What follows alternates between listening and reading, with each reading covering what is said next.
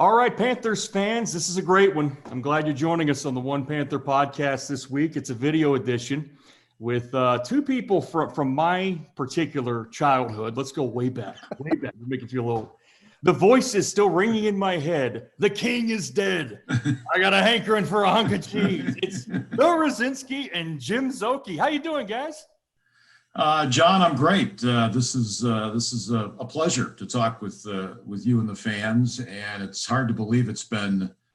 Someone was talking to me the other day about my being the voice of the team, and I go, that was almost 17 years ago, 16 years ago, something like that. So it's been a long time, but a lot of great memories, including with the other guy on the screen here.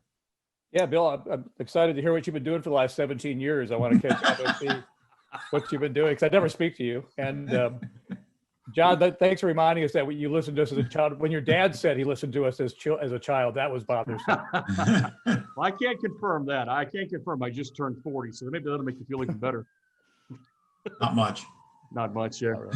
But guys, listen, we talked to Eugene Robinson earlier, and just another outstanding individual, as well as just one of the best analysts I've ever heard. And I'm a little biased, but talk about Eugene for a minute. I guess, Bill, you first. The opportunity to work with a former safety in the league who had so much energy and passion, cared about this team so much, and some of the key calls you had, and Jim, you as well. Eugene was right there in the middle with some of his signature moments. What was Eugene like, not only as a man, obviously, but as a broadcaster working with?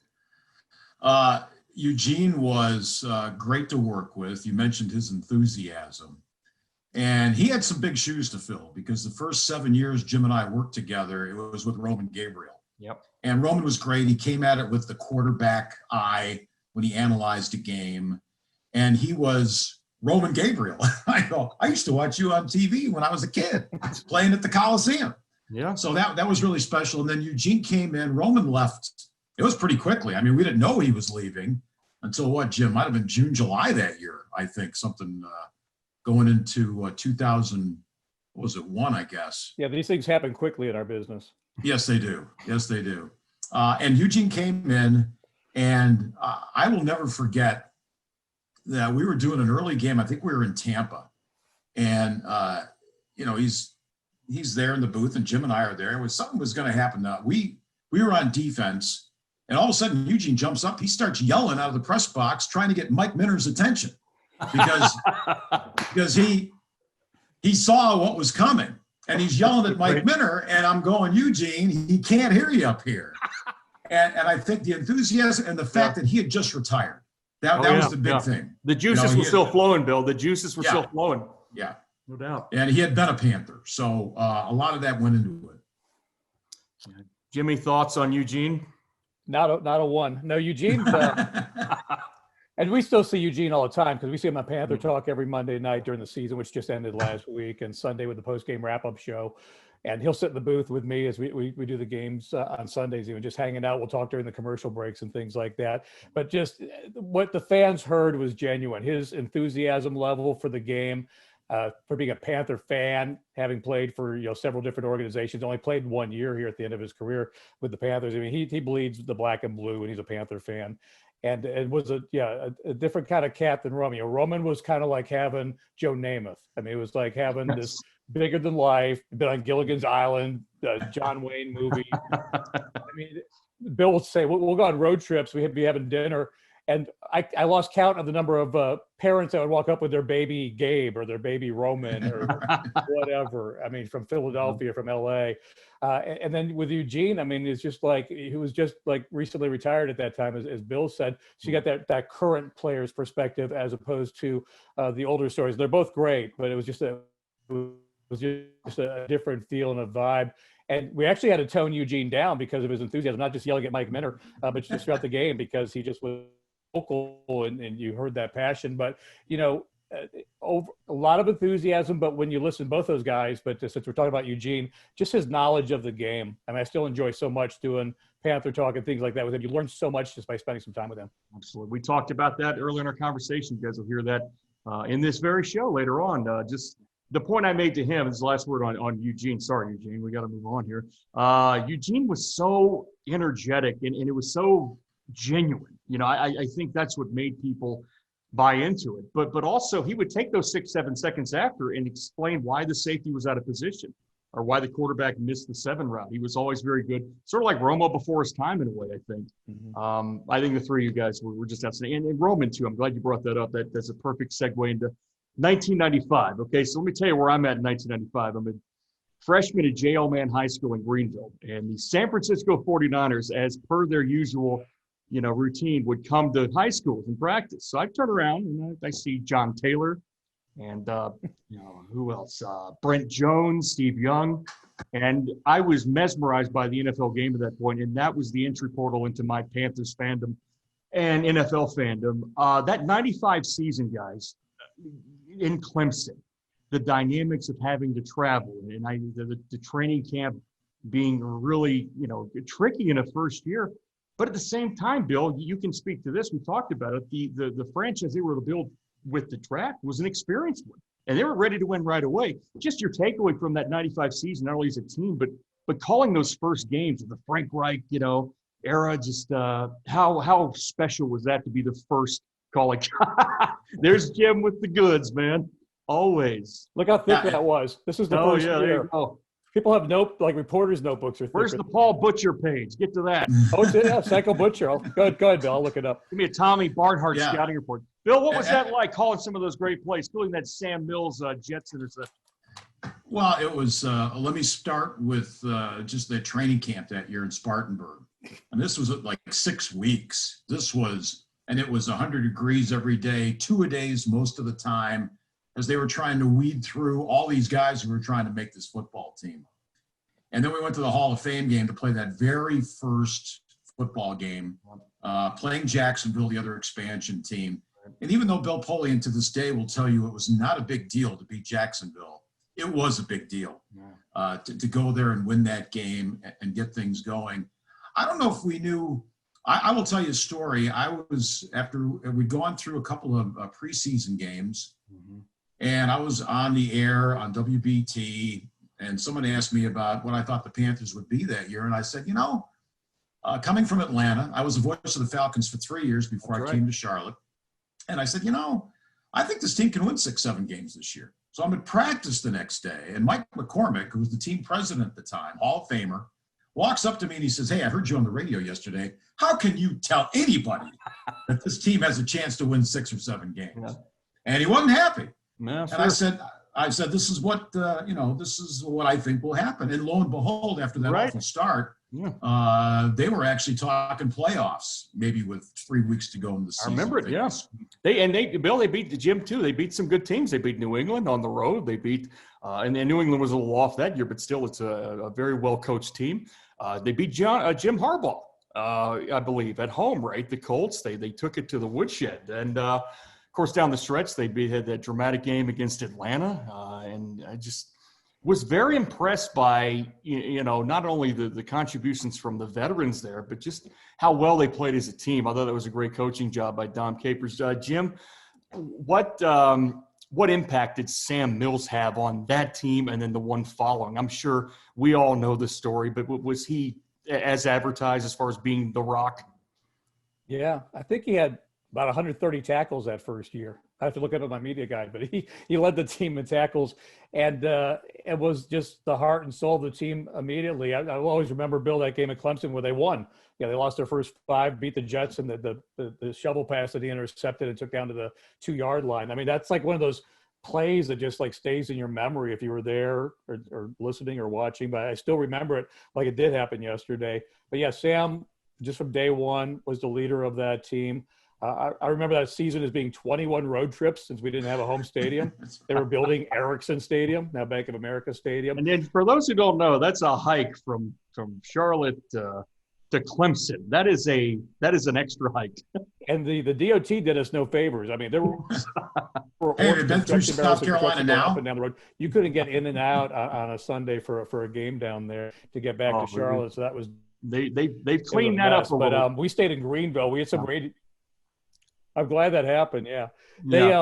They had a hotel for us in Greenville, and so we'd stay in Greenville. What hotel was that? Well, I'm a Greenville native. What hotel did they have you in? I think it was the Sheraton. Was it the Sheraton? I think, Bill, we had a deal with the Capitol. Yeah, something like that. And it was funny because the first couple of games, I would stay at that hotel. But then Dom Capers wanted to do his pregame interview the morning of the game. So I had to get up, and my family was with me. I was still living in Atlanta that first year. So while Jim and everybody else was battling traffic to get back to Charlotte, I would be down in Atlanta, another 2-hour trip to my home. We never moved until the following year. But, that was a fun time with this football team. Yeah. And, it was an incredible season. The win over Atlanta late.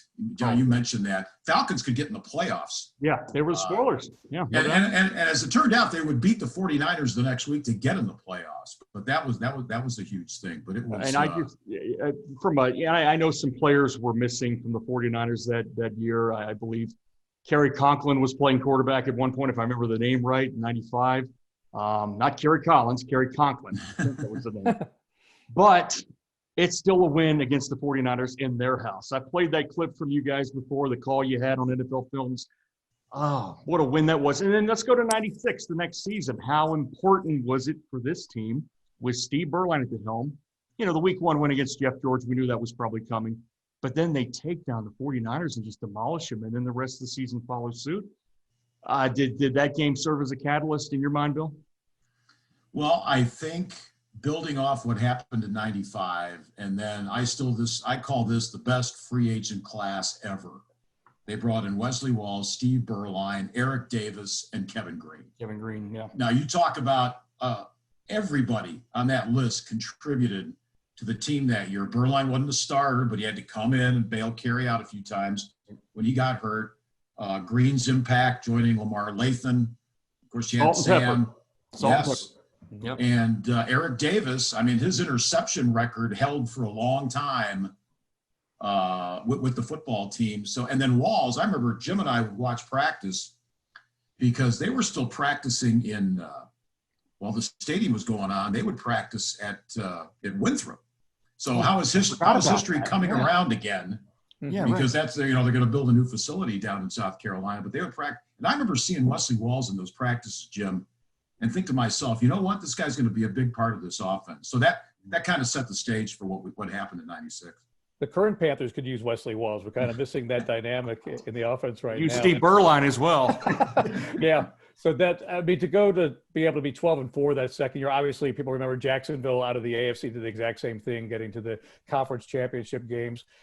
Was great. It's interesting. It was so exciting. It was so new, and it was fun. But in hindsight, you look back and you think that was the exact wrong way to build a franchise. A bunch of veteran guys, because that bill came to be paid the 4th year of Dom Capers getting fired, going 4-12 and they had to win the last 2 to get to 4-12 that 4th year, because you had to cycle through those 30-whatever-year-olds. And now you delayed the true rebuilding. You had some draft picks, obviously, along the way that you were building along. But you can only have so many Sam Mills, Lamar Lathan types that were, getting into their 30s, and you can't sustain that. Well, we'll talk about the Cowboys game later. I want to get some of your thoughts from a broadcast in on that, because it was one of the best radio calls from both of you I've ever heard in my life, and that's completely unbiased. I've listened to a lot of them. But let's talk about, as we continue to go down the timeline here, what happened, Bill? What, in your estimation, and not only with getting older, the team aged, but 97 was a strange year, that they started, I think, 2-1, and then they lost a handful of games after that. And, they had the preseason stuff with Kerry Collins that I think set them back, and they weren't as sharp. They weren't as crisp. And then 98, it all kind of fell apart on these guys. I talk to Luther Broughton all the time, a former tight end, good friend of mine. And he said that other than the 2001 season that he was a part of, that 98 year was rough. What are some key factors, Bill, just from an observer standpoint and being in the building? What happened? Well, let's talk about the players that were not on that 97 team that had a big impact in 96. For one, remember, Kevin Green did not come back in 97. He left. In fact, I remember we were doing that fantasy draft the night that happened, and all the writers were going nuts. And this is before Twitter and Facebook and all the social media stuff. They're trying to hunt down the story, and they find out Kevin Green, I think he ended up signing with San Francisco, if I'm not mistaken. That was a double dagger there for his division rival. Yeah, so he left. they decided they didn't want Willie Green anymore, and Willie was one of the most clutch receivers they had. I will never understand that move, Bill. Yeah, and then let's keep going. Mark Carrier, they didn't want him, let him go. They eventually bring Carrier back because of how things, so poorly things are going with the receiving core. And Howard Griffith. Howard Griffith was a fullback on that team, and he was a big part of that success with the running game with Anthony Johnson, and they let him go. He ended up winning a Super Bowl the very next year with Denver.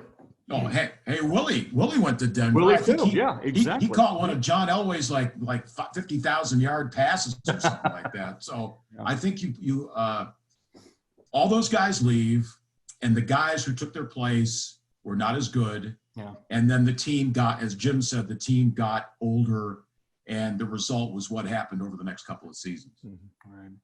Jim, it all came to a head with Dom after '98, and the only game I will say, you talk about knowing your Panthers here, white jersey, silver pants. It's never been done but once here against the Colts. '99 comes around. Here comes George Seifert out of the broadcast booth. A lot of talk about some potential candidates. I think there were a few big names thrown around. George Seifert comes, and look, that offense in 1999, Jim, was dynamic. I was at every game. You guys obviously were. They put on a show with Gil Haskell. And the catalyst win, I would say, the one win that stands out in your guys' minds, Jim, I'll get your take first, is the Burline quarterback draw that took about 27 years to develop. But needless to say, it worked. Jimmy, what special moment that was in Panthers lore, still to this day. Bronco Burline. I mean, it's funny. I've done, and Bill has done too, and heard the story before, like luncheons and touchdown clubs and those things where Steve will tell that story. And the story's now become basically a made-for-TV movie like Rudy, where it takes like an hour to get through the story. But he comes to the huddle and nobody believes this is the play call that they're going to run, but that's what they came up with. And it worked. Yeah, the Bronco Burline surprise quarterback draw to win at Lambeau at Green Bay. And people do forget those first 2 years, the Panthers were very competitive, 7-9, 8-8 records before the 1-15 collapse with the whole quarterback change out of Burline in that third year. That was coming off the end of the whole Dom Capers era there. So it was kind of thinking, okay, we've got this Super Bowl multi-time champion, George Seifert, he's going to lead us to the promised land. Let's go big with that coaching hiring. And again, it worked for a while. People forget that was a very exciting offense, but it was, again, just one of those things where kind of imploded in a short period of time. That third year when he made that quarterback change to Jeff Lewis, who never even got out of training camp, had to put Chris Winkie in there as a rookie. And George, I don't know why. George, I really to this day do not know exactly what George's problem was with Burline in year 3 or what he saw in Jeff Lewis and Chris Winkie. But, I mean, that whole thing sunk the ship.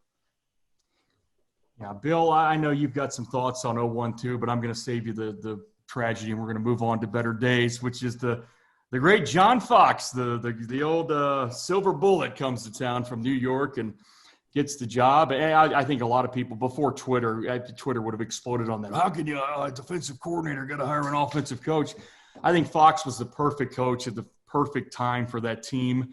He reminded me a lot of Bill Parcells by his looks, but also by his toughness, his mentality.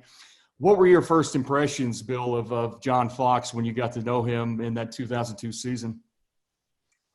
He was a no-nonsense guy, and as you said, he was a defensive coach, and he actually challenged the Panthers. He told me, he said, that 1-15 team that I inherited was probably a 6 or 7 win team. Because if you remember that 2001 season, I don't know how many times the Panthers NFL had record. The lead in the fourth quarter, or they were tied, or it just stopped the other team. It was zany. It was, as George would say, it was zany. And so Fox comes in, and remember that first year. Now let's give Seifert credit for this. His going away gift was that draft class in 2000. Oh boy, I'm glad you said that. Dan Morgan, Chris Jenkins, Steve Smith. Maybe the best draft in franchise history when you look at it. Yeah. So he leaves those guys. So then Fox comes in. They draft Peppers. Jack Del Rio was the defensive coordinator, and they won their first 3 games that year. They did. Yeah. And they had that big win over Baltimore to start the season. And I'll never forget, I think it was Morgan. Peppers tipped it, and Morgan intercepted the pass that kind of sealed the win. I remember Del Rio coming off the bench and just jumping into the 2 guys. And I said, there's the 2 number 1 picks the last 2 years making the play for this team. And it wasn't all great that first year, as Jim remembers. They won their first 3, but then, the 2001 reared its head again, where they'd be competitive and lose. Then they had a win in Cleveland. And I still have the guy. I should have brought the game balls up on the thing here. John Fox gave everybody game balls from that win in Cleveland. And that's they finished strong, setting up 2003. Yeah, I thought, just from an observer standpoint, I'm not where you guys are from a perspective there, but just as a young guy who was a fan and really took a great deal of interest in their development, looking back, that Cleveland win, I think, was huge for 2003. A lot of folks try to say, well, late season wins don't matter, tank for Trevor, all this stuff. Well, get into a locker room, guys. You talk to enough players. You guys have done this a lot more than me. They're trying to put their best tape out there. And I thought that Cleveland game against a very good team was outstanding. And then, was it 2-3 weeks later, in New Orleans, knocking them out of the playoffs. I just thought those 2 games, Jim, were instrumental in getting them. I hate the word momentum, maybe, but it was a good carryover effect, no doubt. No, it's a launch pad, and I think those were the building blocks of what was to come with this franchise. I think we saw that with Ron Rivera, not to skip ahead, when they finished 7-8-1, barely win a division. The next year they go 15-1 because they win a playoff game out of that. So I do believe, I only say both of those together as we head into this off season. I think it was important to get a win against Washington at the end for this year and kind of move forward with at least not a huge losing streak to begin this season, because history is an indicator of what's happened in the past with that. But John was a good coach. He was here for 9 years, took you to a Super Bowl. I think him and Ron's careers were very parallel in a lot of ways. When you kind of look at the whole ride of those 9 years, they both went to a Super Bowl, didn't win it, kind of built their teams up and were mostly mediocre, but had some really good years that they kind of lived off of as far as playoff wise. So yeah, I think John was a solid coach and certainly should be remembered as being a good coach here. I know he takes a lot of heat for his little sayings, it is what it is, and all those other things, but more games are lost than won. The list goes on and on, but he was a good coach here. You're picking a good day to have a good day today, Jim. I'm proud of you. The list goes on and on. Hey, talk to personnel. I can go all day with this. I wasn't even there. So we're going to do 2003 here, and then I promise you guys we're off the Fox thing, because this is the year. I think especially for you, Bill, that stands out in terms of, at least from my view as a broadcaster looking back. I said this to Eugene. One of the great things about this league is radio broadcast, good ones that capture these moments because they live in infamy on NFL films. They log these plays, they go in the vault. And I am a sucker for those moments. And some of your calls that season, Jimmy, you as well, the Tampa game at home, I still say that's one of my favorite games I've ever attended, where, Simeon Rice guaranteed a win, Warren Sapp's running his mouth, the Carolina Prowlers out there in the stands, this fan taunting Simeon Rice in the third quarter, and then they make their comeback. And then lo and behold, Jake Delhomme and Steve Smith, with 5 different receivers, by the way, drive the length of the field against the best defense in the league and win. But there's one win, Bill, that you said was the catalyst in 2003, and it wasn't the Tampa win. It was a road win in Indy. Yeah, we went to Indianapolis, and we were undefeated, and so were the Colts. And they had Peyton Manning, and they were a really good football team. And the Panthers ended up winning that game. I think Stephen Davis got hurt in that game, and Deshaun Foster came off the bench. And Deshaun was a big part of the running game as well. And they ended up winning that game in overtime. And I think that was the catalyst. That proved to me that, the opener against Jacksonville, Delhomme comes off the bench in the second half, and you're wondering, well, was this a one-hit wonder with Jake? Nobody knew anything about him. They block an extra point to force overtime in Tampa. There's so many. We don't have enough time. That's the thing. Right. We need to do a whole 30 minutes on 2003. And they're still alive. I could just hear it in my head. They blocked the field goal. It's all in Bill's book. Just read the book. That's right. Oh, yeah. My book. Let's get a plug in for the book at the end. I should have brought that along, too. I don't know what I'm doing here. And by the way, I don't know if you can see. I got it right here somewhere. Just read the book. By the way, I don't know if people can see our names on here. I am not Jane, but Jane's Jane's on a lot more Zoom calls than I am. So anyway, we know who's running the house. This is true. I digress. But the Indianapolis win was the one that I think proved not only to me and maybe Jim as well, but the team itself. You know what? We're pretty darn good. We got a quarterback here who can win on the road. And then, you go through that season. I think they were 8-2 at one point. They went on a 3-game losing streak, including that fiasco in Atlanta, the Mike Vick return game, where I am convinced to this day, that was an ESPN game. Yeah. Was it a Sunday night? Yeah. And I am convinced to this day that had the Panthers won, they would have clinched the NFC South, but ESPN would have never mentioned it because Vick was so good.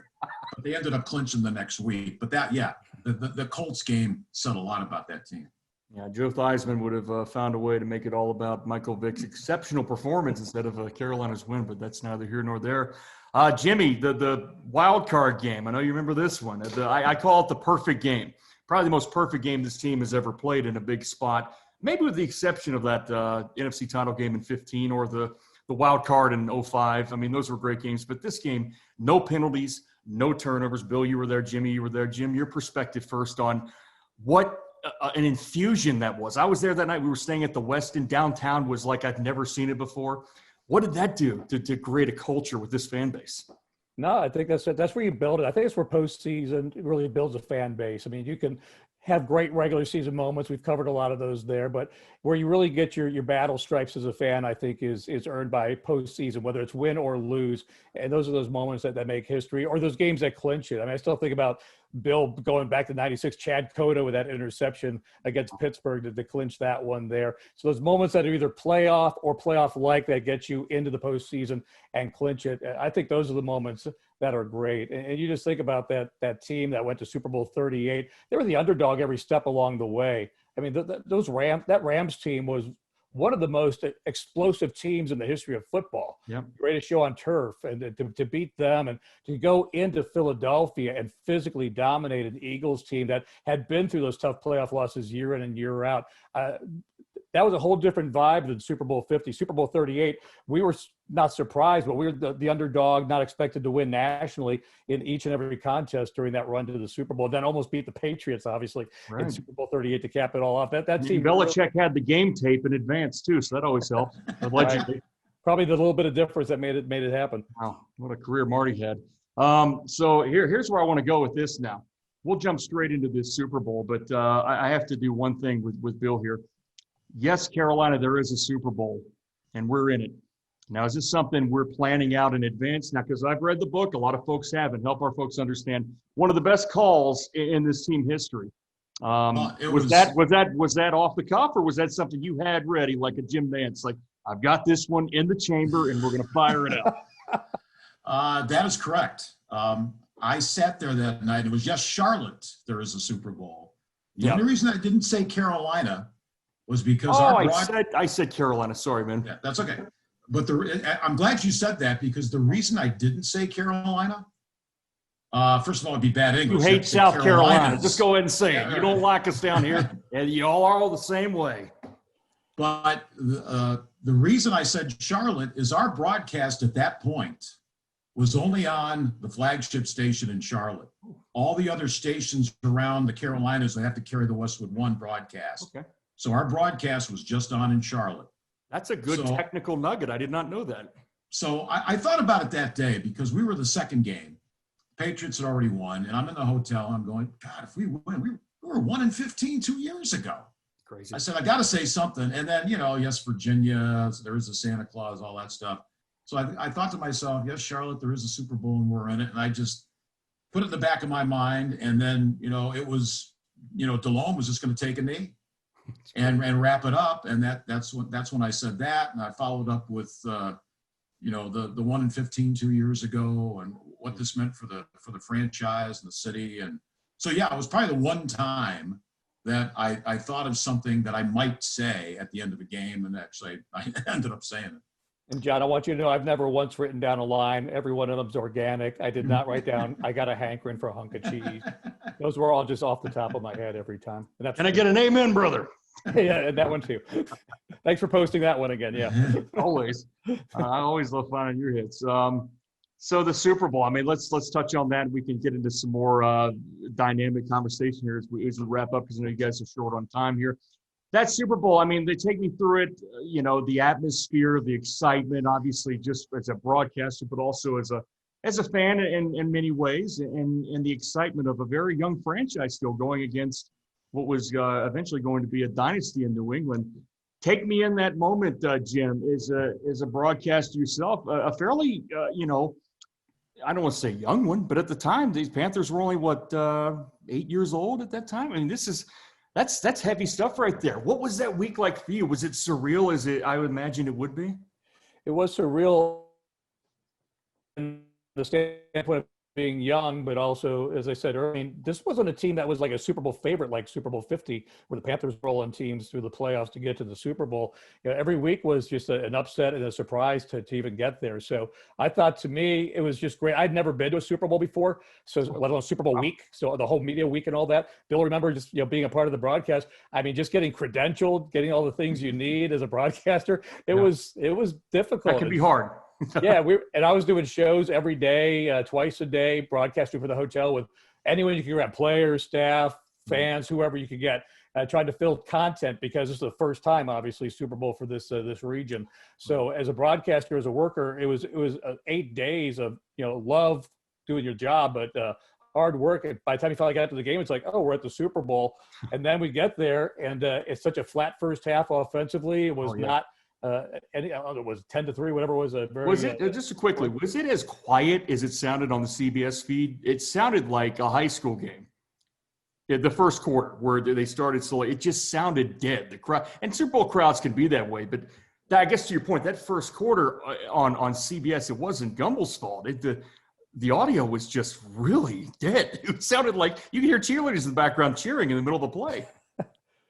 I don't know. We were working, so I don't know what it sounded like on TV. I'll tell you real quick and let Bill chime in, but we didn't know. I don't think Bill knew either. We didn't know what the Janet Jackson thing was till we got on the bus after the game. We had absolutely no idea because we're up in the rafters calling the game. People were talking about the Janet Jackson thing. We're like, wait, they did what at halftime of the Super Bowl? But yeah, it was obviously by the time we got to the fourth quarter, the Panthers scored 3 touchdowns, almost made an incredible comeback to win it. It was a great finish and a great game at the end, but that first half was really slow.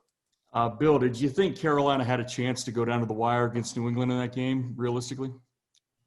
Yeah, I thought so because we were underdogs every week, as you mentioned. I remember when we were in Philly, I had some writer come up to me, found out I was the voice of the team, and he said, "Do you think you guys really have a chance tonight?" I was like going, "Have you been watching this team? Do you have any Look idea?" at Bill bringing out the receipts. I love it. Yeah, unbelievable. So, yeah, I definitely thought two things I remember about Super Bowl week. One, the Patriots were staying in a great part of town at a nice hotel. The Panthers were at a mediocre hotel in a lousy section of Houston, and they told us not to go out alone at night. The section was called Greenpoint. It was called Greenpoint. They called it Gunpoint was its nickname. Yeah. All right. So that's what I remember. One about that. The whole week went by for me really quickly. It's kind of like a blur. Yeah. And the other thing, I tell this story every once in a while. It's media day, and my wife, who is my statistician, she and I are Jane, down. by the way, Jane, I see her on Twitter. I marvel at the work she does. She keeps you afloat, Bill. Yes. I keep her financially afloat. She keeps me. So, anyway. I've had this conversation before. Have fun tonight, Bill. So, we're down on the field. The Panther, the media day had ended. And there's a bunch of reporters huddled around Jerry Richardson, who was sitting up in the stands. And the players are down in the field. So they're kind of breaking things up. They're going to take a team picture or something. So I'm standing there with Jane. I go, look, there's Jerry. He's really basking in the glory. Because remember, he had predicted that the Panthers would, I think he'd win a Super Bowl in the first 10 years. Yeah, he did. So this was year 9. So this could come true. So it breaks up. He starts walking down the steps, and he comes out, and he sees us, and he walks over to us. And he says, "Hey, you guys enjoying the week?" And I said, "Yes, sir. This is great. This is something else." And he looks at us and he says, "Do you guys have dinner plans tonight?" And I said, "I don't even know if we did or not." But I'm looking at Jane. I'm going, "Well, no, we don't have dinner plans." He goes, "Well, Rosalind, that's his wife. Rosalind and I are having dinner with Bob Kraft and his wife." And he turned and left. And I'm like, "What? You're kidding me?" No. That's it's a true story. That's right out of Curb Your Enthusiasm. That's fantastic, Bill. I've never heard that story. So he's basically he's humble bragging to you. I'm going out with Kraft. We'll see you later. Well, you thought you were getting an invite? Screw you. Well, how'd that whole Robert Kraft thing turn out in hindsight? Not so good. Right? Don't rub it in. So, yeah, but as far as the game is concerned, as Jim said, the first and third quarters were snoozers. And the second and fourth quarters, it was like somebody flipped a switch. Oh, it was amazing. And these guys came out and played. Yeah, the Moose, still the longest touchdown pass in Super Bowl history. Ricky Prohl with that great catch. I always thought to this day, Fox went for 2 points too early in that game. And I think if they would have just kicked extra points like they should have, if you do the math, that field goal that Vinatieri kicks would have been to tie the game, not win it for the Patriots. Be careful, Bill, on Twitter. People are going to start coming after you. No, look, I'm going to tell you this right now. I agree with that decision that you're talking about. I don't think it was a right call at that time. They're still very early in that game. You get all the momentum back. Deshaun makes the big run in which he plows through Steve Smith, by the way, to get there, and with the iconic dive. And I think at that point you take the one and keep going. But I don't know. I mean, I don't like the play call they ran. Obviously, a fade to Dyson, I think it was. It wasn't exactly their bread and butter. But what a heartbreaker at the end, though. And then, the image I remember from that game, Bill, because I didn't hear the radio call until the NFL film stuff was released. And that was outstanding. Your calls and Jim as well. It was just epic stuff. But the Jake Delhomme shot of him on the field, just staring at the Patriots celebrating and looking heartbroken. You could see right when the kick goes through, also CBS cuts to the sidelines and Fox is doing his usual chomping the Nicorette or whatever he's chewing on and just like shaking his head. And that team had come so far. I think they were just stunned that they could lose a close game. I really do. Yeah, you're right. And I think the fact that that season had been one of comebacks, overtime wins, blocking extra points to force OTs, that whole thing, we just, the whole season we talked about and how great they were. I'm sure they thought when Ricky Prohl caught that touchdown pass, we kicked the extra point. Hey, if we're not going to win this game right, we're going to stop the Patriots. We're going to win this game in overtime. And they were devastated by that. And, Ricky Prohl told me this because I actually Ricky and I did some broadcasting together for ISP. Okay. After he retired. And Ricky said the worst feeling in the world is being on that field and losing the Super Bowl because they want you out of there. Security comes down because they got the confetti ready. They're going to have Ricky's been through this twice now in 3 years with St. Louis and now in Carolina. He's got to be sick of his stomach. Yeah. So he told me, he said they just want you out of there. It's like, nice game, guys. Get to your locker room because we're going to celebrate with the winning team. So just imagine what that's like after, what you go through from training camp to the playoffs to get there. Yeah, it's a funny business when they want you out of there. And speaking of, Jim, why did you get rid of Bill in 2004? What's the story there? Why did you have your ego, Jim? I'm telling you, why did you have to get rid of my beloved Bill Rosinski? No. 10 years, I just got sick and tired of hearing them. I said, you're too big. You need to go on to national radio again, which you'd been national radio before, but I envisioned you as a golf announcer on radio is what I was thinking to myself. Pre-settling. I'm glad you did because I didn't. Talk about that, Bill. I mean, obviously, I don't want to put you down a road where you feel like you've got to say things you don't want or need to say or haven't said before. But I was, obviously stunned at what happened. I was a fan of yours, and I love Mick too. So this is not a Eeyore type of thing. But I just, gosh, that one hurt me, man. That as a fan of this, and I know a lot of fans agree with me. Your voice was iconic, and then all of a sudden, poof, you're gone. I mean, is there anything that you can say to that might help us understand it a little better? I know there's been some things said before, but I don't want to put words in your mouth. No, two things. One, I pissed the owner off. And if you're going to do that, you might not be long for this world working for an organization, whether it's a Fortune 500 company or an NFL franchise. And I complained to a writer about not getting an NFC championship ring the year before, and he took offense to that. Did you get one, Jim? I didn't want one because we lost. It meant more to Bill, apparently. the Gettleman special. So there was that. And I also think they thought they were paying me too much money, which is something I'm just assuming at this point. Never been an But- issue for me, so it's never come up in a conversation. Not me either. 26 years. If anyone So, deserves it, it's Mr. R. So, you put those two things together, and I had a suspicion starting in late November that after my contract was up, they weren't going to have me back. I kept praying and hoping that would not be the case. So you didn't But- want to leave. You wanted to stay. Oh yeah. I didn't want to go. I think, and Jim's been there for all of it. Yeah. The fact that you could be there from the birth of a franchise, Yeah. and watch it mature, and it's like raising kids. Then they make mistakes, and then you're proud of them, and then they screw up again, and so that's cool. They let me go, and it was devastating for me. The last thing you want to do is see your name in the newspaper on the headline, the sports section, saying you've been fired, or on a crawl on a TV screen. It happened on a Friday. I remember it. And crawl on a TV screen saying Bill Rosinski fired by the Carolina Panthers, and Brutal so business. that was not good. But I will tell you this, and Jim mentioned golf.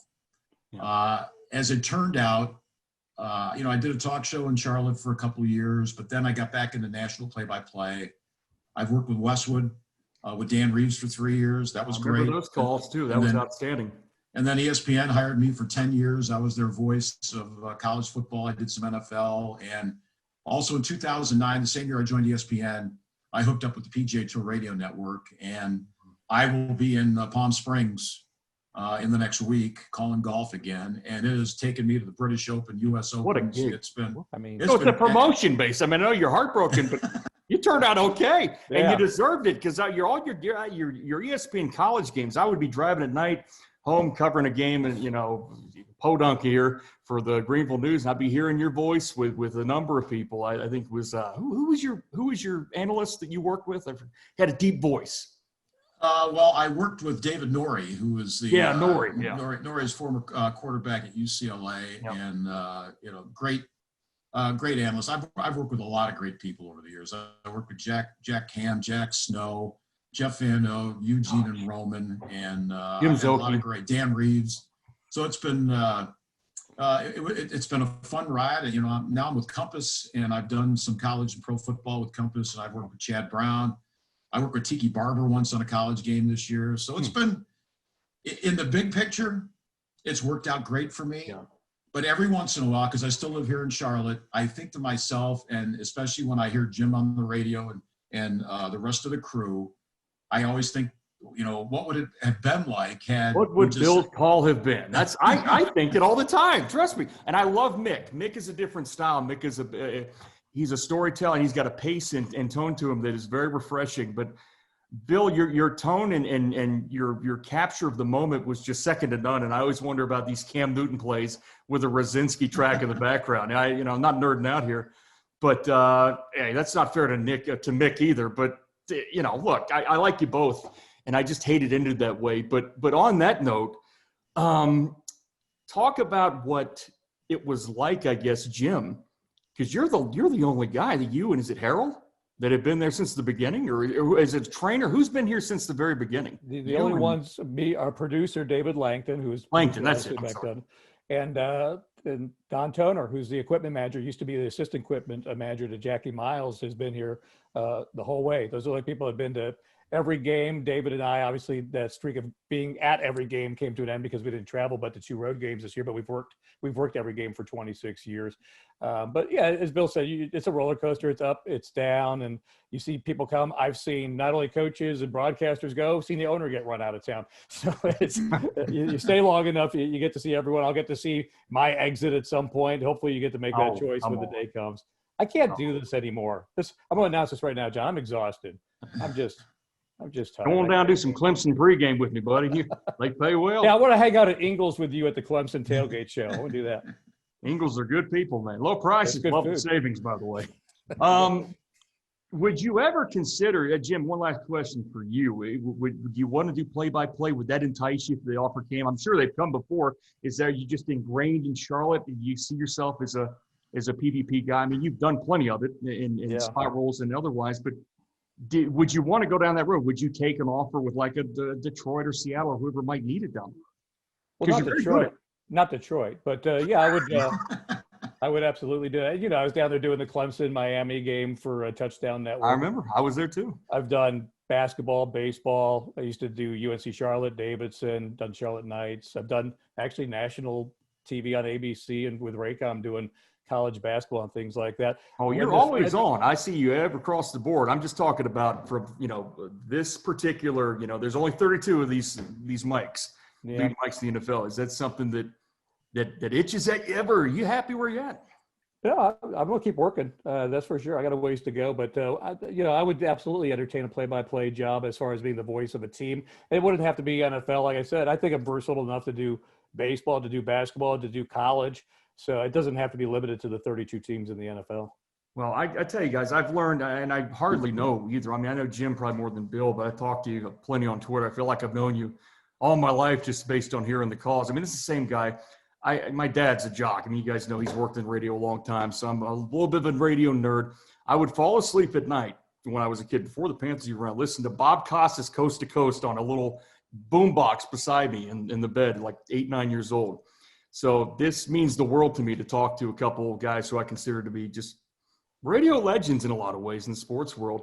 And I just think it's important to the new generation of fans that don't necessarily remember these days to educate them on what a special ride that was back in the Cardiac Cats days and 2001. What a great season that was, right, guys? Yeah. Jim, where you at? You're supposed to laugh at that. Please clap. Hey, we won the first one, though.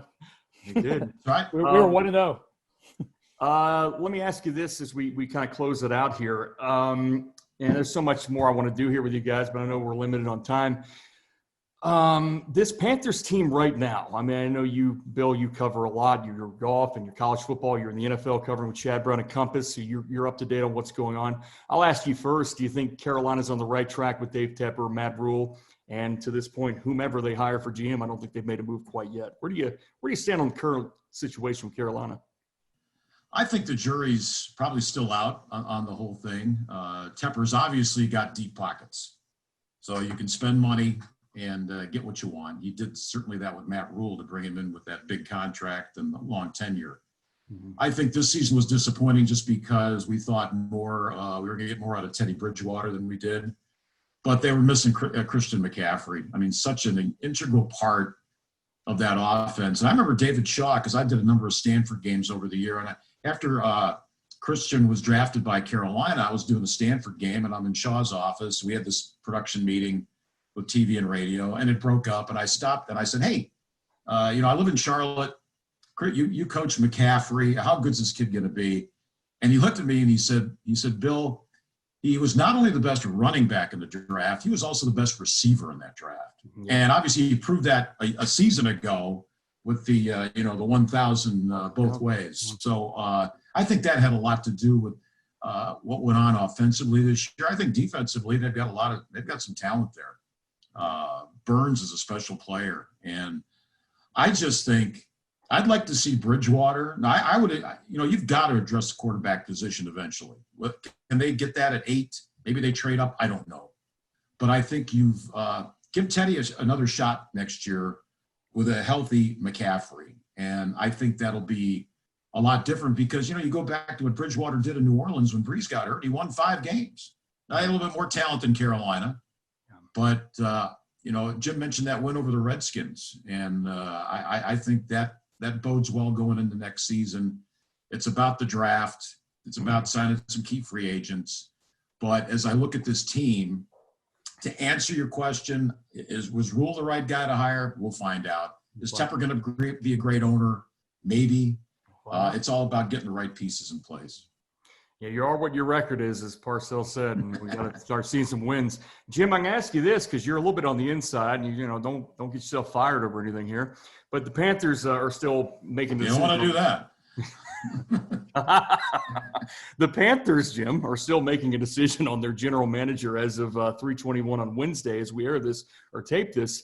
No matter who they hire, it looks like it might be Adam Peters. I don't know if you have any insight on that, but how important is it, not only just from the hire standpoint, but for what they have to do in terms of the scouting department, the football operations side? People get caught up, I think, in the name, the GM, but you have Suleiman there, you have Joe, it's Pat Stewart. I would say Joe Douglas for some reason. Oof. You've got some guys there that are already sort of established in the front office in a role, and a new GM comes in, and then Matt says he wants to be the coach, but we kind of know he has a hand on roster, say. I guess my question is, do you think Carolina has a lot of work to do in that scouting department, football operations department? Is there going to be some turnover there, or do you think they'll hold on to who they have now?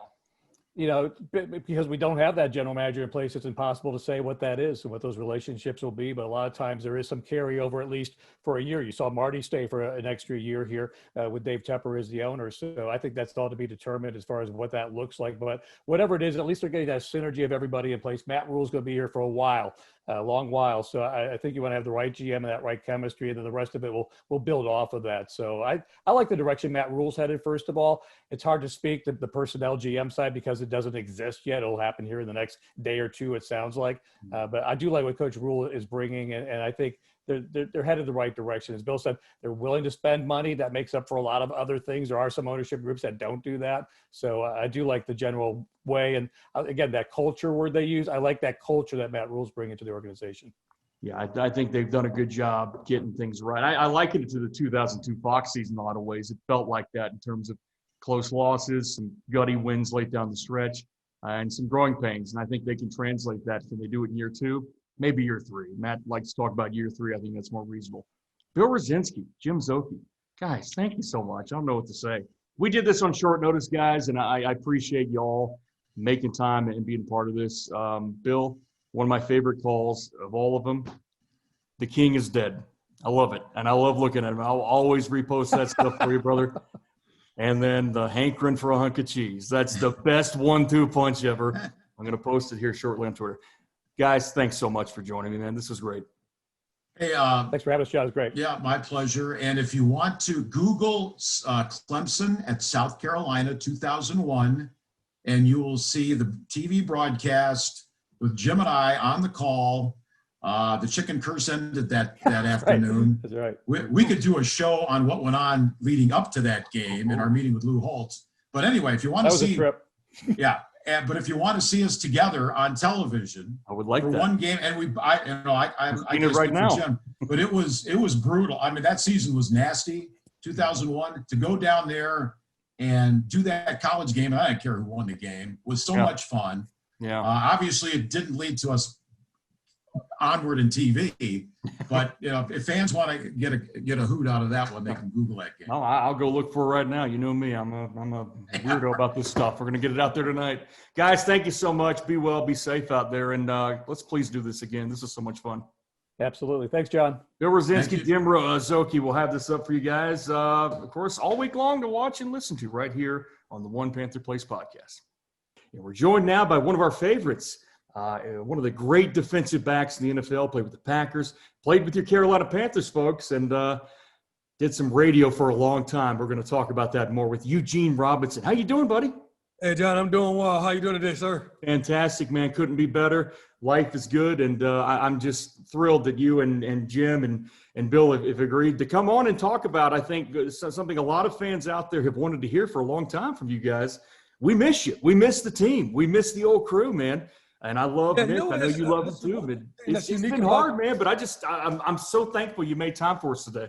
Well, the one thing that's unique about that is that you go into people's living rooms and their homes, and then you become part of the family. You become part of the lexicon. You become part of everything that goes on Carolina Panthers in their world. And then people get used to that big voice by Bill Rosinski, that big magnanimous voice, and then the funniness and the clever wittiness of a Jim Szoke. You get used to that, and you expect it, and you expect to hear that. Absolutely. You expect to hear some of the cliches and some of the catchphrases. You just do, because we're all for our beloved Carolina Panthers, and you end up loving the team. So I totally get why people miss that connection, because it's a piece of nostalgia. And the same thing also that goes on for Mick Mixon and the crew that after Bill left, and that bit, and now what's going on now with the other guys. Absolutely. I'm glad you brought that up. Eugene, you got to know me a little bit last year during the draft. We worked together on that broadcast, NBC Charlotte, but I'll be honest with you, I haven't had a chance to really get to know you that well. So this is fun. I go way back with this Panthers team as a fan. My dad was talking to me about it earlier. you guys in that cardiac cats run, it was everything to hear your voice on those NFL Films tracks, man, when they would queue up the weekly tracks. Some of the things you were able to do from an energy perspective. How do you get that kind of, is that just the inner safety in you channeling his way into the box? It was a contagious thing to hear, Eugene. Yeah, for the most part, like when I started, when David Langton offered me the job, and I attacked it the way I prepared the way I would prepare for a football game. Right. And so I would consume tons of film, watching the quarterback, watching what the running back was doing, watching third down, first down, second down. And then as I would have that happen, when it would unfold for me in a football game, I would just go ahead and react based on what, parameters of our defense, where we were, but I would react to the stimulus I've seen, but I would react rightly based on what I knew to be right, based on all the things I've studied. And so I brought that same energy because it was part of me of doing that. I had to take control of the secondary, all that defense, and go like this: hey, the ball's coming over to my right. Trust me. Watch the trap. The trap's about to happen. I need to move up. We need clear force. So I'm doing all that rotating back and forth in my mind. When I got in the booth, I wanted to do the exact same thing, but now I got plenty of time to say it. And I can wait for Bill to set it up, do his thing, and I'm going, oh, this is easy, because now I can give you what the hardest part for me, John, was trying to stop and give you, there were so many things that was happening, but just give you what was most important and what was pertinent, and tell you why it happened. Yeah, well, I think you did a great job. I know a lot of folks agree with you that your energy level was unbridled. I look at it that way too. But you did a good job of balancing, Eugene. I wanted to tell you that during this episode. And it's something I've always, as a broadcasting nerd, looked at in terms of how these analysts conduct themselves. And some, I think, are pretty milquetoast. They don't give a lot of energy, especially with a home team they're covering for. But they do break the game down pretty well. You did a great job of saying, boom, what a hit, or, just sounded like your old self playing safety back there in the box. But then you take that 5-6 seconds after and explain the schematics and the dynamics of what happened. I thought it was great. Is that a challenge for young guys coming into this business as an analyst? You ever talk to these guys and say, you know what, find balance between the high energy and also giving the facts? Well, absolutely, because here's the great thing about playing quarterback and playing middle linebacker and free safety is that you got to know everything. So you could be on the offensive line, and not know what's going on in the secondary, or what's going on even behind you, or what's going on with the receivers. You just know what the line play is. But as a quarterback, you better know everything about your offense, everything about what's going on with the receivers. You got to change plays. And as a free safety or the middle linebacker, you got to do the exact same thing. Yeah.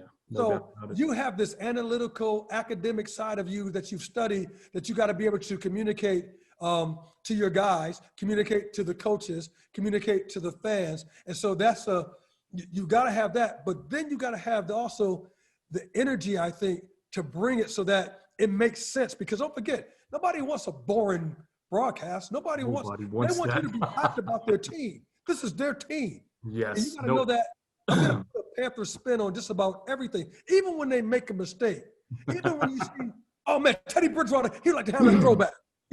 Gene, one of my favorite things you would do. You were very fair. Now, when things were bad, when there was something happening, when Jake would throw a pick, or when Cam would fumble, something bad would happen, hey, you're going to call them out. But, man, the fans that are listening in the tailgate or in their car or wherever it might be at home, they want to hear an analyst say, that call was terrible by the ref. And it really was. I mean, there were calls like the Calais Campbell, where he roughed Newton's legs. And I remember one call that you were like, where's the flag? Where's the flag? And that's the nature of your job. I just think you captured it so well, Eugene. It was fantastic. Well, thank you very much, John. I appreciate that. And I wear a number of hats in the booth. I wear the hat as an analyst. I wear the hat as a football player, as a coach, as an offensive coordinator, defensive coordinator, and more importantly, as a fan. I put on that fan hat and go like this: oh, how would I normally react to seeing LeBron James do a dunk with somebody, or seeing exactly? How would I react to that? I have that juice, man. You brought the juice. And it was contagious. And again, one thing I've talked to Bill about over the years, Bill and I've talked quite a bit on Twitter and through text, and Jim and I are close too.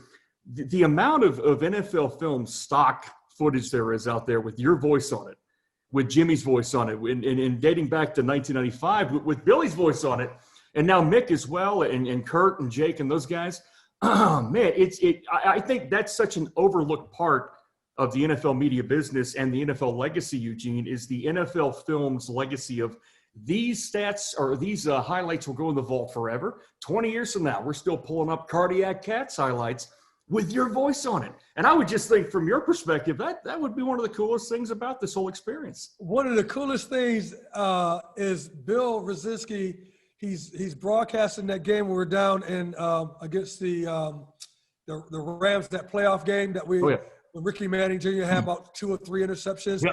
With that one play, that play with Jake Delhomme has that little ghost route to Steve Smith on the left-hand side, and I think he fakes out. I forget the defensive back.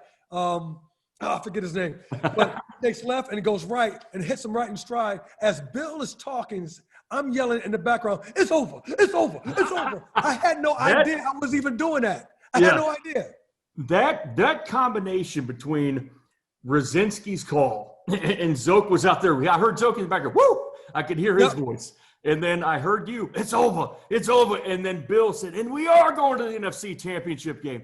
That is a brilliant sequence of, and again, I'm a broadcast nerd, so I know fans out there like, what's this guy talking about? I think you get it, though. That is a brilliant sequence. It was so well coordinated, and it was so easy. Let me ask you this. You were a part of a lot of great teams as a player, and then obviously you transition into the broadcast booth, and a lot of fellow players do that, and you did it fairly seamlessly, I think. Of all those games, X-Clown, the Philly championship game with Deshaun's run, the Super Bowl. I mean, and then you go into the Cam Newton era. What's the one game to you that stands out is your most – what's the one game you say, gosh, that was a great time, win or lose? That was so much fun calling that game.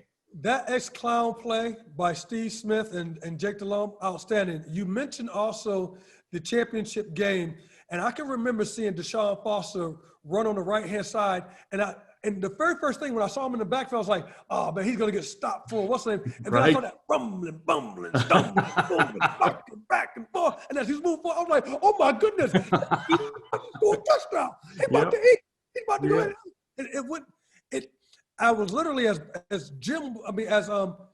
Bill was calling the play, I was rising out of my seat because I felt what everybody else felt like. What about let me tell you, I do a little bit of a radio on a much lower scale, but I know the play-by-play business. There should be a webcam with you guys in every play because I did this with Cleveland when they made the playoffs, and you saw the play-by-play guy getting up, and it's almost over, and Baker's going to go down, and these guys. I think people underestimate the amount of energy and the amount of focus it takes with your play grids and all the stuff you have to pay attention to, and the spotters out there telling you what's going on. It's not just as easy as showing up and saying, oh, here's what happened, here's what happened. No. And then at the perfect moment, you guys, I thought, just crystallized. It was, I was a fan. I was a homer. I still am, I'll be honest with you, but I've moved into the analyst world here. But Eugene, man, that run between 03 and 05, and even 04, which was an impressive run given the fact that Smitty was out. How about that 05 team, though, going to Chicago, going to New York, and almost taking it to Seattle in the end when they were out of running backs? And almost taking it to Seattle in the end, too. That was a very, very good, solid team. I mean, it was so good. A cohesive team. Yeah. But to win championships, and I've been a part of a championship with the Green Bay Packers, and we went to Super Bowl with them, and then I went with Atlanta. There has to be a cohesion. There has to be – everybody has to know their role. Everybody had to know what they're doing, know their role, and stay in your lane. And in the broadcast booth, it's the same thing. Right. I cannot be Bill Rosinski. I'm not Mick Mixon, and I'm not Jim Szoke. And he can't be you either. He'll tell you that. And so what you want to do is Bill and Mick have to tell you what happened, and then you have to tell, as a color analyst, we got to tell you why it happened. Right. And you got to be able to go with the why. Why did it happen? Did the defensive back fall down? Were they playing cover 2 and you attack the middle?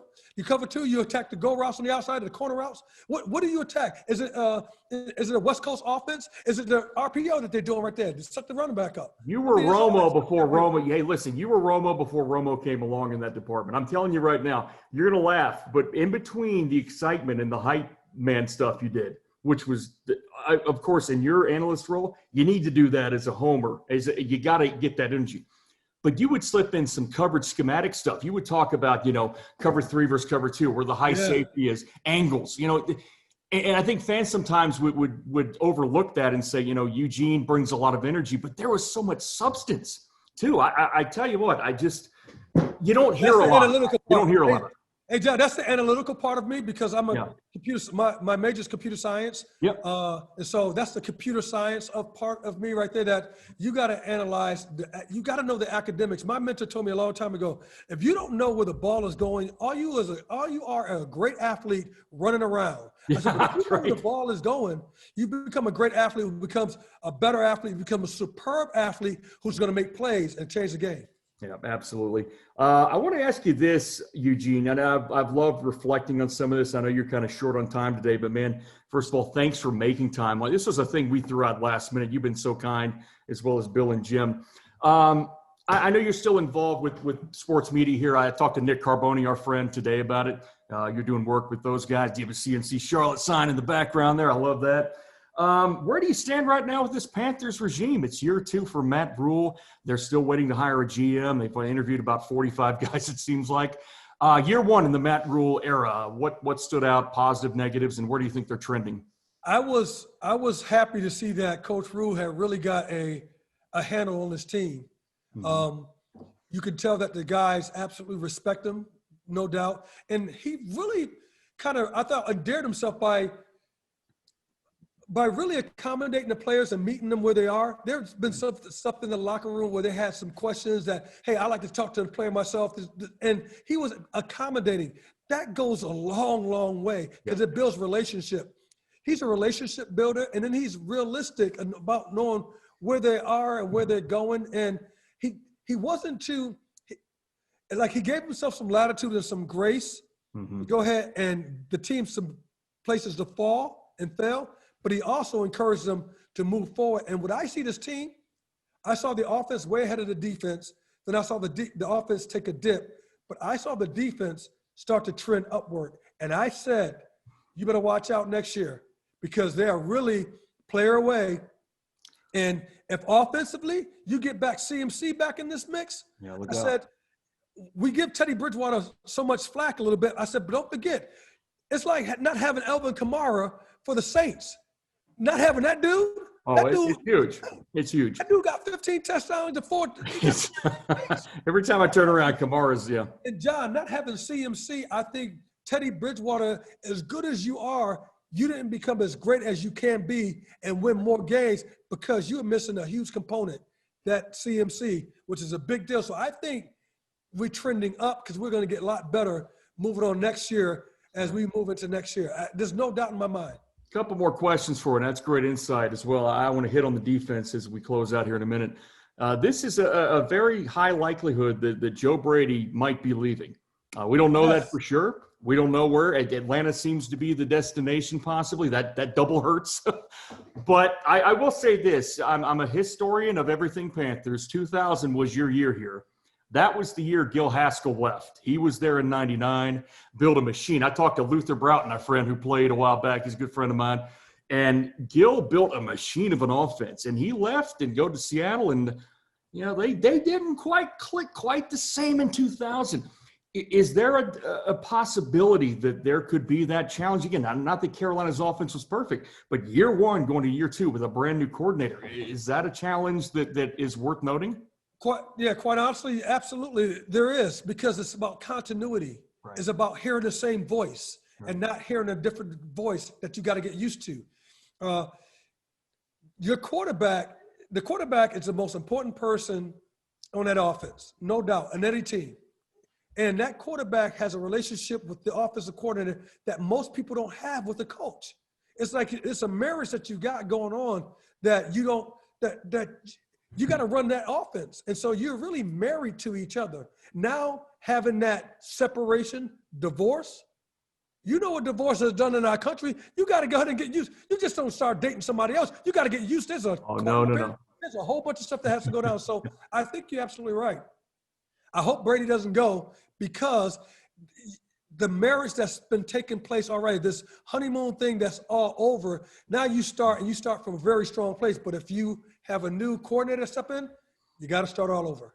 And what if they do start over, Eugene? I mean, I know Anthony Lynn is an old Parcells guy. So was Joe Brady, and so is Matt Rule. That's a name that came to mind. Saying, he's vacant. He's out there now. He's been a coordinator before. Of course, they have Jeff Nixon on staff. I think that's a logical choice.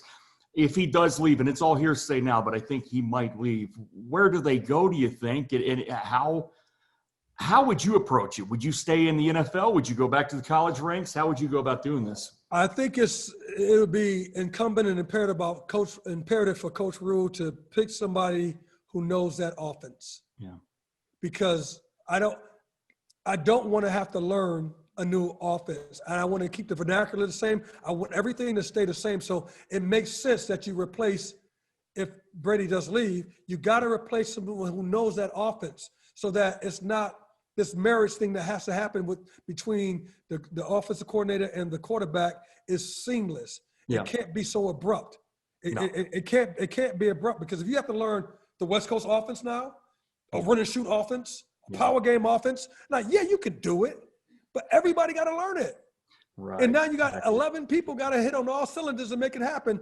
So that's why it's incumbent and imperative that Coach Rule, if he does happen to leave, my thing with I'm getting somebody who knows this offense. Yeah. Well, last question for you, Eugene, as we get you out of here in a timely manner. And again, thank you for making time so much. Eugene Robinson, of course, former Panthers analyst, still does a lot of work for the Panthers, and one heck of a credentialed NFL player. Talk to me about Jeremy Chinn. This is the one guy on this defense, along with Brian Burns. Here's what I tell people. I watch a lot of film. I never played at your level, but I'm a film nick. And I tell people, look, with this defense, as long as Burns and Chinn are on the field, they've got a shot. Everything will be all right. When they're not on the field, when one's out, one's not, they had some holes. But to Phil Snow's credit, they built a better unit over the last 6 weeks than a lot of people give them credit for. They've rushed Aaron Rodgers. They built that net we talked about back with Michael Vick, kept him contained, and they did a great job. Jeremy Chinn, though, I just see so much potential there with his hustle, with his versatility. His coverage is getting better. What kind of player is this? He's a safety, linebacker? Where do they put him ultimately, you think? I would put him immediately, and I asked Coach Rule this, at the safety position. Is he a linebacker? I said to Coach Rule, could I see Jeremy Chinn in this role like I saw Leroy Butler and Troy Polamalu? Two guys who should be in the Hall of Fame, in my opinion. Yeah. And I'm like, we were able to take Leroy Butler and put him at the line of scrimmage. Yep. And then he's at a linebacker depth. Then he's at safety depth. We utilized him all over the field because he was so dynamic and so destructive. Oh, I remember it. Yeah. Troy Polamalu, the same thing. You saw him back. You saw him forward. You saw him everywhere at the line of scrimmage. Jeremy Chinn needs to have the same flexibility and latitude, because that young man will make plays. He is what everybody was talking about, Isaiah Simmons, and I'm a big Isaiah Simmons fan from Clemson. But getting Jeremy Chinn, I said he is the best steal in the draft. I remember it. We talked about it. Yeah. That guy is a future Hall of Famer. Yep. And the only thing that's going to really change his game, if I had to give him any advice, Jeremy, I used to do this in practice before and after practice. I would catch 100 balls before practice, 100 balls after practice, so that when I got around the football, I didn't have to worry about whether I was going to catch it or not. I just caught it. I got 57, I got 62 interceptions. Dude, you can lead the league consecutively just with your ability, because you're always around the ball to get interceptions. So just catch the ball, because, young man, you are a gem. And I'm a huge fan of Jeremy Chinn. Eugene, as we wrap up, first of all, I want to say thank you. You've always been a real gentleman in this community, and you've been one of the best in the business on the field and in that broadcast booth and with what you do in the community. What can we plug for you in terms of what you're doing right now? Anything going on? Where can we find your work, and what is Eugene up to these days? So what I do currently, I work for NBC, the WCNC affiliate here in NBC. I work for the Charlotte Today Show. Myself and Beth Troutman, we're doing our thing, and it was Colleen Odegaard, but she ended up leaving. I miss you, Colleen. So I do that show. And then the other thing, I'm a coach. Yeah. I am a coach at heart. I coach football, wrestling, and track. Right now, because of COVID, I'm not wrestling, but track season is right upon us, and I'll be doing track. And so I'm at Charlotte Christian. We just had our thing with our coaching staff. I mean, our conference with Country Day, Providence, Latin. I'm in the private school sector. I absolutely love it. That is what I do, and that's kind of what my calling is, as being a coach and imparting stuff to kids, and I love it. Well, there's nobody better to handle that role than one Eugene Robinson. One last thing as we wrap up and let you go. Give me an it's over real quick. I want to hear it. Come on. It's over. It's over. It's over. Yes, and they are going to the NFC Championship game. Eugene Robinson, you're the best, man. Thank you, buddy. And Thanks, John. we'll talk to you down the road, man. Take care, buddy. All right, my man.